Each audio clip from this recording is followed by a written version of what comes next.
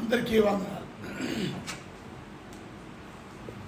చాలా సంతోషం. ఉదయకాలమే దేవుని సన్నిధానంలో మనం అందరం కూడుకొని ఈ విధంగా ప్రభుని ఆరాధించడానికి ఉదయకాలపు ధ్యానాలు ప్రత్యేకంగా ఇవాళ 13వ రోజు కనుక మనం అందరం కలిసి దేవుని వాక్యాన్ని ధ్యానం చేసుకొని కొన్ని పాటలు పాడుకొని ప్రార్థన చేసుకోవడానికి దేవుడు మన అందరికీ ఇచ్చిన సమయాన్ని బట్టి మనం ఎంతగానో ప్రభుకు వందన చెల్లించాం. ఈరోజు వాక్య ధ్యానం నిమిత్తమై 121 దావీదు కీర్తన 121. 8 వచనాలు ఉన్నాయి.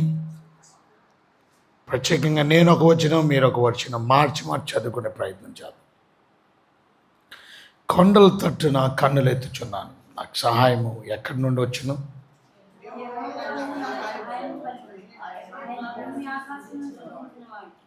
ఆయన నీ పాదమును తొట్టిల్లనీయడు, నిన్ను కాపాడువాడు కొనుకడు.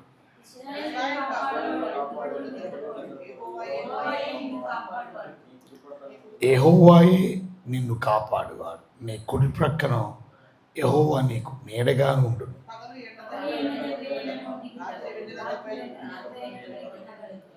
ఏ అపాయం రాకుండా యెహోవా నిన్ను కాపాడు, ఆయన నీ ప్రాణమును కాపాడు.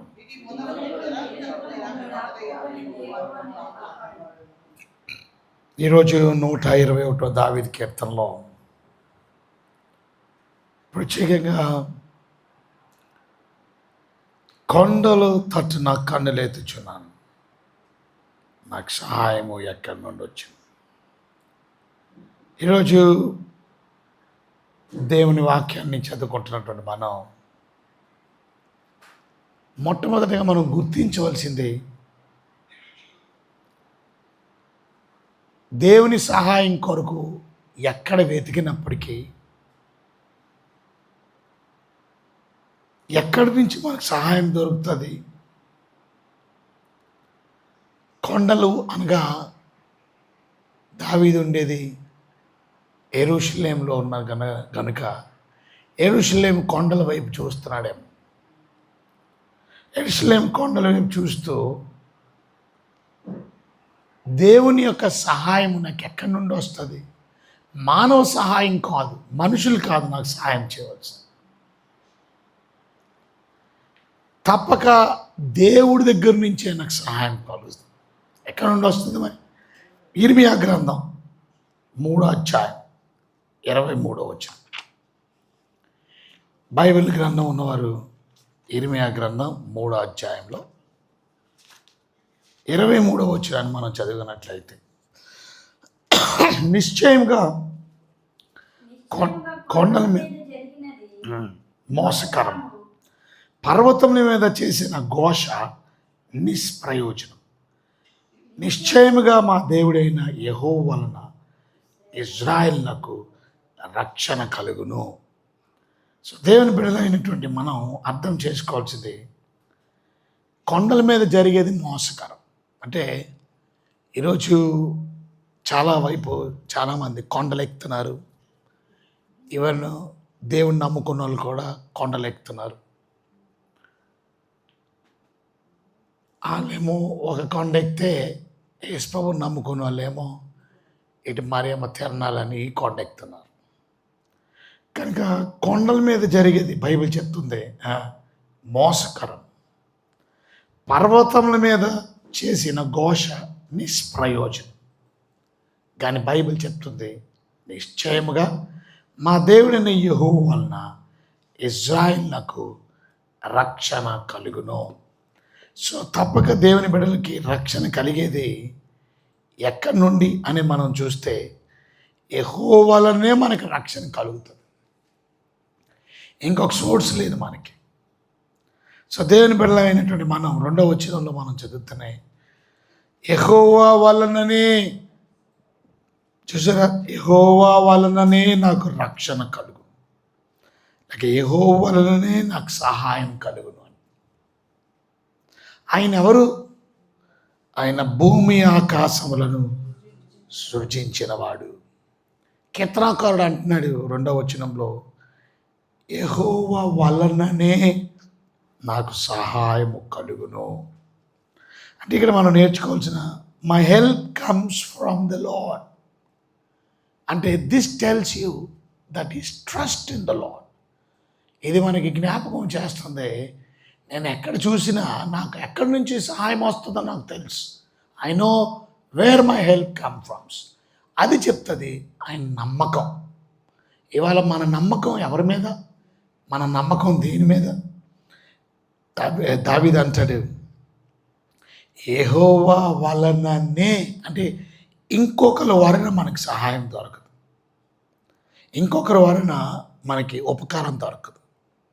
యెహోవా వలననే. ఎవరు యెహోవా? ఆయన మళ్ళా చెప్తున్నాడు, భూమి ఆకాశములను సృజించినవాడు. అది అనగా అర్థం సృష్టికర్త అయినట్టు దేవుడు, సృష్టికర్త, క్రియేటర్. ఆయన ఒక్కడే capable to help me. So తప్పక దేవుని బిడ్డలమైన మనం నమ్మకం దావీదు పెట్టుకున్నట్టు అట్టి నమ్మకం మనలో ఉండాలి. చూడండి, యెషయా గ్రంథం 40వ అధ్యాయం 28వ వచనం మనం చదివినట్లయితే, యెషయా గ్రంథం 40వ అధ్యాయము 28వ వచనం, దేవుని వాక్యం సెలవిస్తున్నది, నీకు తెలీదా? నీవు వినలేదా? భూదిగాంతములను సృజించిన యెహోవా నిత్యుడగు దేవుడు, ఆయన సొమ్మశెల్లడు, ఆలయుడు, ఆయన జ్ఞానమును శోధించుట అసాధ్యం.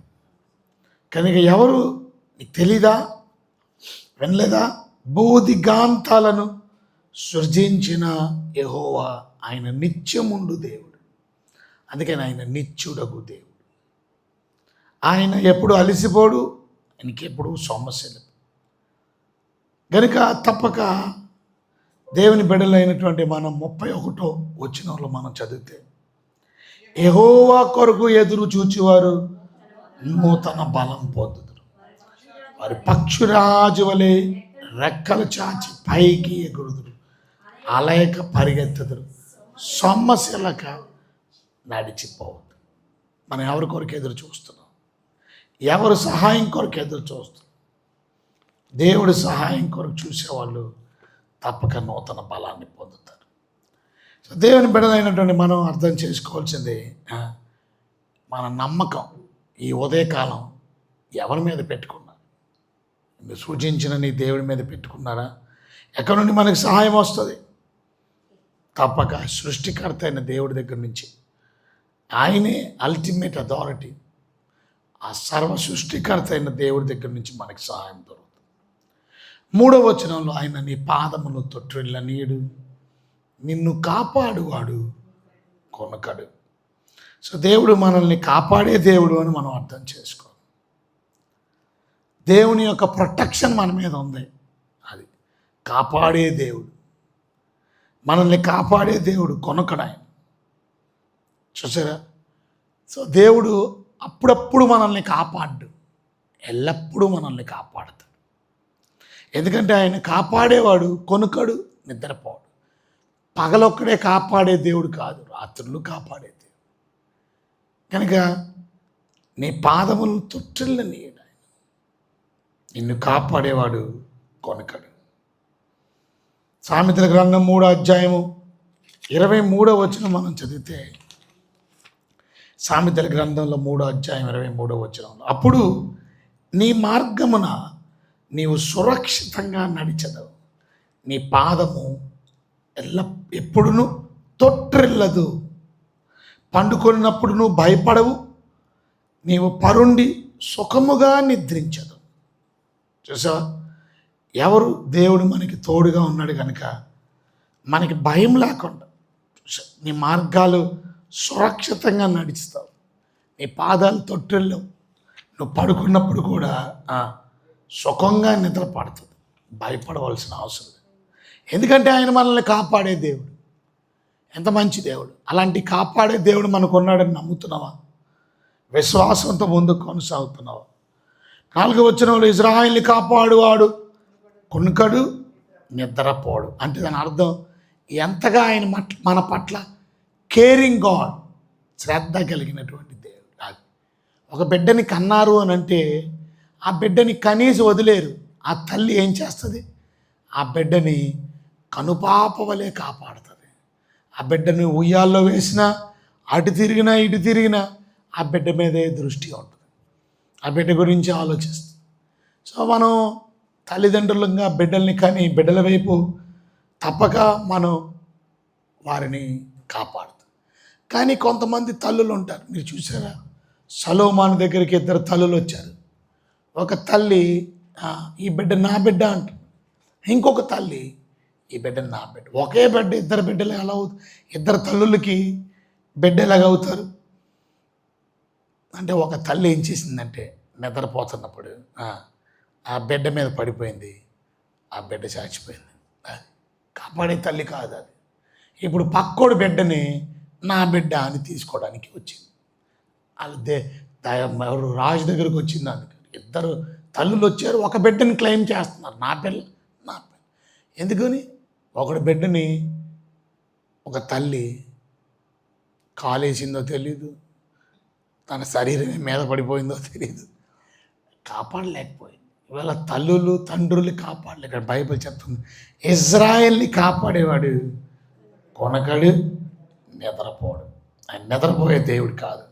Is always watching. ఆయన ఎప్పుడు మనల్ని కాపాడే దేవుడు కనుక ఆయన ఎప్పుడు మనల్ని, చూసారా, ఇజ్రాయెల్ని కాపాడేవాడు కొనకడు, నిద్రపోడు. దావీదు కీర్తన 34 మనం చూసినట్లయితే 15వ వచనం. దావీదు కీర్తన 34వ వచనం, 15వ వచనం. యెహోవా నీతిమంతుల మీద, చూసా, యెహోవా దృష్టి. ఎందుకంటే ఆయన చెవులు ఆయన మొరకు,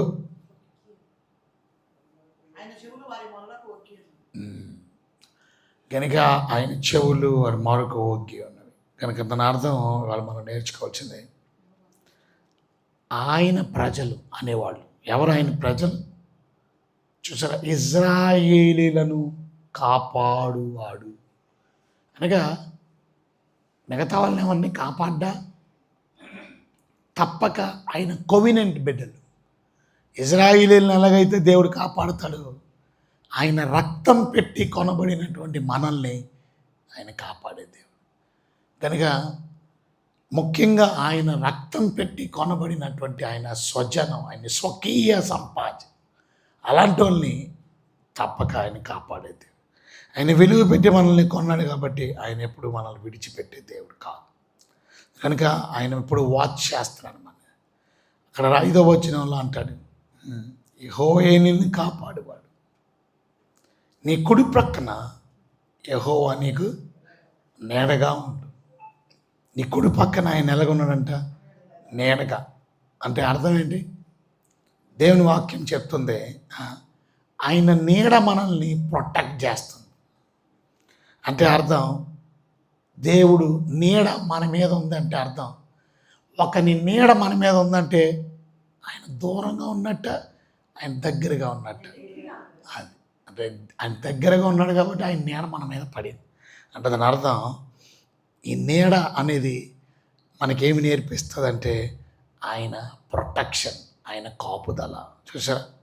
కనుక దేవుడు మనకి చాలా దగ్గరలో మనతోనే ఉన్నాడు. అది అంటే మన పక్కనే ఉన్నాడు అని అర్థం. తప్పక ఆయన దూరంగా లేడు మనకి, ఎందుకంటే ఆయన సమీపస్తుడిగా ఉన్నాడు. మునుపు మనం ఎవరు? దూరస్తు. ఇప్పుడు మనం సో దేవుడు మనకి మనం దగ్గరగా ఉన్నాం. కీర్తనకారుడు 16వ అధ్యాయం కీర్తనలో 8వ వచనంలో ఆయన అంటాడు, నువ్వు నా కుడి పక్కన నీ కుడి చెయ్య. కీర్తనలు 16:8.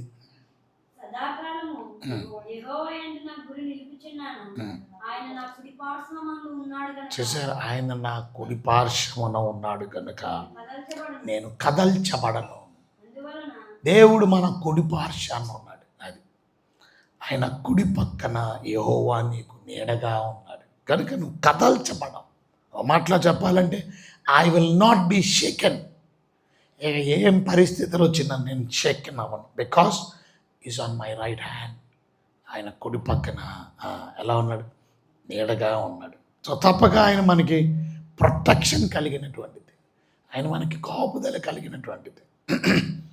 కనుక 121 అధ్యాయం 6వ వచనంలో మనం చదివితే, పగలు ఎండ దెబ్బ అయినను నీకు తగలదు, రాత్రి వెన్నెల దెబ్బ అయినను నీకు తగలదు. అది అంటే అన్ని డేంజర్స్ నుండి నిన్ను ప్రొటెక్ట్ చేయగలిగే దేవుడు, పగలు రాత్రి కూడా నిన్ను కాపాడే దేవుడు, శారీరకంగా ఆత్మీయంగా నిన్ను కాపాడే దేవుడు. చూసా, నిన్ను ఏ ఎండ దెబ్బ పగలు కానీ, ఏ వెన్నెల దెబ్బ రాత్రి కానీ, అంటే దేవుడు నిన్ను కదల్చింది, దేవుడు కాపాడే దేవుడు. నీ ఆత్మీయంగా కాపాడుతాడు, నిన్ను శారీరకంగా దేవుడు కాపాడుతాడు. శారీరకంగా కాపాడే దేవుడు, ఆత్మీయంగా కాపాడే దేవుడు. మన దేవుడు పగలు కాపాడే దేవుడు, రాత్రి కాపాడే దేవుడు. అంటే every moment of our life దేవుడు అది అంత గొప్ప దేవుడు మనకు ఉన్నాడు. యెషయా గ్రంథం 49వ అధ్యాయం 10వ వచనం మనం చూస్తే దేవుని వాక్యం సెలవిస్తుంది. యెషయా గ్రంథం 49వ అధ్యాయము 10వ వచనం, వారి యందు కరుణించు, వారిని తోడుకొని పో, నీటి బొగ్గల యొద్దకు వారిని నడిపించు, కాబట్టి వారికి ఆకలైనను దప్పికైన కలగదు, ఎండమావులైన ఎండైన వారికి తగలదు. అది ఎండమావులు అంటే తెలుసా? ఎండమావులు అంటే అరణ్యంలో ఉన్నటువంటి హీట్. అది ఆ హీట్ మనకు తగులుతుంటాడు, ఎండ తగలదు. అంటే దాని అర్థం దేవుడు మనల్ని కాపాడు. ప్రతి moment of our life is a protect. ఆయన మనల్ని కాపాడుతాడు. కుడి పక్కన ఏమైందంటే ఆయన నీడగా ఉండు, పగలు ఎండ దెబ్బ అయినను రాత్రి వెన్నెల దెబ్బ అయినను తగలదు. 7వ వచనం, ఏ అపాయము రాకుండా యెహోవా నిన్ను కాపాడు. ఎంత మంచి దేవుడు. కనుక ఏ అపాయము రాకుండా, అంటే నా జీవితకాలం అంతా ఏ అపాయం ఆయన ఏ అపాయము రాకుండా. దేవుడిని నమ్ముకున్న దేవుడికి ప్రార్థన చేయడం. ఇవాళ మనం శోధనలో కృంగిపోకూడదు, శ్రమల్లో కృంగిపోకూడదు. తప్పక ఏ అపాయం మనకు రాదు, ఏ ఇబ్బంది మనకి రాదు. దేవుడు మనల్ని కాపాడుతాడు. ఆయన మనకి నిత్య జీవం ఇచ్చే దేవుడు, మనల్ని నాశనం చేసే దేవుడు కాదు.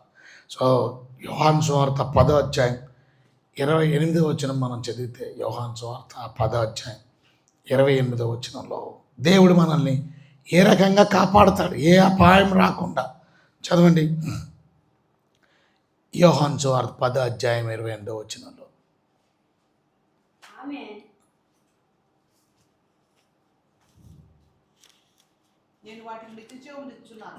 నేను నిత్య జీవం ఇస్తున్నాను, అది వారెన్నటికీ నశించరు, ఎవడును నా చేతిలో నుంచి. చూసారు ఎంత ప్రొటెక్షన్ ఉందో. Because I'm giving them the eternal life. నేను వారికి నిత్య జీవం ఇస్తున్నాను, వారెన్నటికీ నశించరు. They will never perish. వారికి నేనేమి ఇచ్చాను? నిత్య జీవం. అందుకే ఎవరు నా చేతుల్లో నుంచి కూడా ఎవరు మిమ్మల్ని అపహరింపలేరు. ఎందుకంటే మీరు ప్రత్యేకించబడిన వారు, మీరు నిత్య జీవాన్ని సంపాదించరు. So no one can snatch, ఏ అపాయం రాకుండా. అది 8వ వచనంలో దేవుని వాక్యం సెలవిస్తుంది, ఇది మొదలుకొని నిరంతరము నీ రాకపోకల యందు యెహోవా నిన్ను కాపాడును. ఇది మొదలుకొని యెహోవా నిన్ను నీ రాకపోకలు. అందుకే నువ్వు బయటికి వెళ్ళినప్పుడు కాపాడుతాడు, లోపలికి వచ్చినప్పుడు కాపాడు. ద్వితీయోపదేశకాండంలో 28వ అధ్యాయంలో 6వ వచనంలో మనం చూస్తే, ద్వితీయోపదేశకాండంలో 28వ అధ్యాయము 6వ వచనంలో మనం చూస్తే, నీవు లోపలికి వచ్చినప్పుడు దీవించబడదు, నువ్వు వెలుపలికి వెళ్ళినప్పుడు దీవించబడదు. సో నువ్వు లోపలికి వచ్చినప్పుడు దీవించబడతావు, వెలుపలికి వెళ్ళినప్పుడు దీవించబడదు. అంటే ఇది మొదలుకొని నీ రాకపోకల యందు యెహోవా నిన్ను కాపాడు. అంటే దాని అర్థం, నువ్వు బయటికి వెళ్తున్నావు పొద్దున, నువ్వు లోపలికి వస్తున్నావు అంటే నీ డైలీ లైఫ్లో కూడా ఎవ్రీడే అనుదిన రొటీన్ లైఫ్లో కూడా దేవుడు నిన్ను కాపాడే దేవుడు. నిన్ను ఇది మొదలుకొని నిరంతరము అంటే అర్థం ఏంటి? నిరంతరం అంటే ఇటర్నల్, నిత్యము. ఇక నిరంతరము ఇది మొదలుకొని అంటే అర్థం దేవుడిని రాకపోకల్లో ఎప్పటి వరకు కాపాడు దేవుడు. నిరంతరము అంటే అర్థం. కనుక దేవుడు నమ్మదగిన దేవుడు. కేవలం ఈ లోకంలో ఉన్నప్పుడు మాత్రమే కాదు, నిరంతరము అది, నిరంతరము అది, నిత్యము అది, సదాకాలము అని అర్థం.